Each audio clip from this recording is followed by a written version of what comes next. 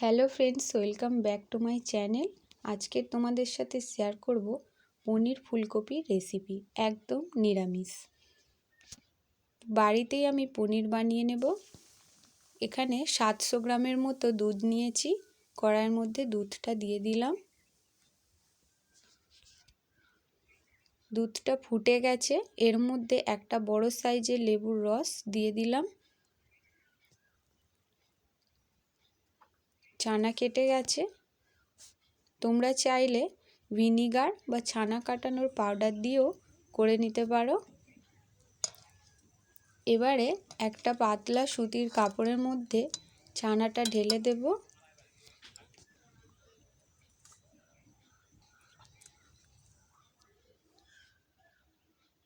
এরপর জলটা চেপে বের করে দিয়ে কাপড়টা টাইট করে বেঁধে দেব। দুধটাও কিন্তু আমাদের বাড়ির গরুরই দুধ। এবার কাপড়টার মধ্যে একটা ভারী জিনিস চাপিয়ে 1 ঘন্টার মতো রেখে দেব। এদিকে ফুলকপিগুলো ভেজে নেব। সামান্য একটু লবণ, সামান্য একটু হলুদ গুঁড়ো দিয়ে।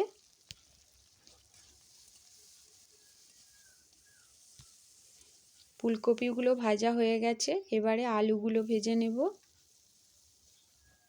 আলুর মধ্যেও সামান্য একটু লবণ আর হলুদ গুঁড়ো দিয়ে ভেজে নেব।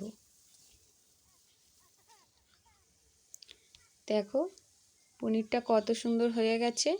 এবার আমি ছোট ছোট টুকরো করে কেটে নিয়েছি। পনিরগুলো একটু লাল করে ভেজে নেব।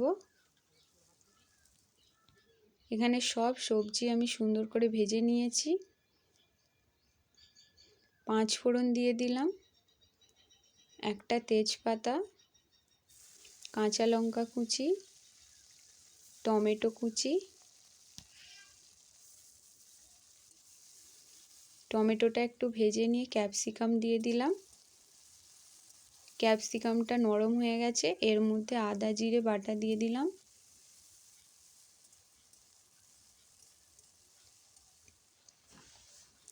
স্বাদ মতো লবণ দিলাম, হলুদ গুঁড়ো, আর দিয়ে দিল লঙ্কার গুঁড়ো।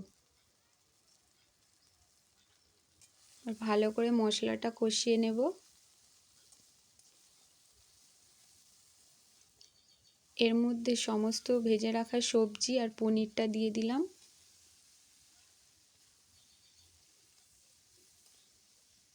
ভালো করে কষিয়ে নিয়ে জল দিয়ে দিয়েছি। সব সবজি সেদ্ধ হয়ে গেছে। ধনেপাতা কুচি ছড়িয়ে নামিয়ে নেব। পনির ফুলকপি রেসিপি একদম রেডি হয়ে গেছে। আজকের ভিডিওটা কেমন লাগলো কমেন্ট করে জানিও। আর আমার চ্যানেলটাকে সাবস্ক্রাইব করে আমার পাশে থেকেও। ধন্যবাদ।